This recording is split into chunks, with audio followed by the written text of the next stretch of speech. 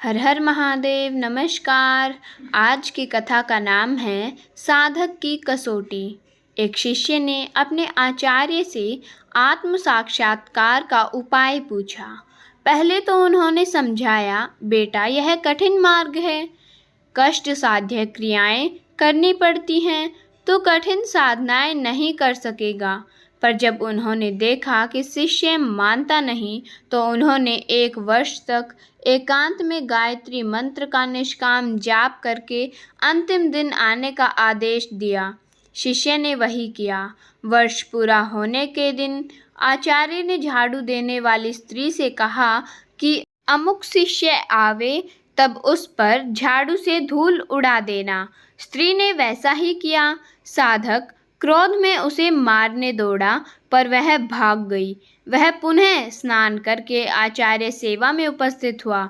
आचार्य ने कहा, अभी तो तुम सांप की तरह काटने दौड़ते हो, अतः 1 वर्ष और साधना करो। साधक को क्रोध तो आया, परंतु उसके मन में किसी न किसी प्रकार आत्मा के दर्शन की तीव्र लगन थी, अतएव गुरु की आज्ञा समझकर चला गया। दूसरा वर्ष पूरा करने पर आचार्य ने झाड़ू लगाने वाली स्त्री से उस व्यक्ति के आने पर झाड़ू छुआ देने को कहा। जब वह आया तो उस स्त्री ने वैसा ही किया, परंतु इस बार वह कुछ गालियां देकर ही स्नान करने चला गया और फिर आचार्य जी के समक्ष उपस्थित हुआ। आचार्य ने कहा, अब तुम काटने तो नहीं दौड़ते, पर फुफकारते अवश्य हो, अतः 1 वर्ष और साधना करो।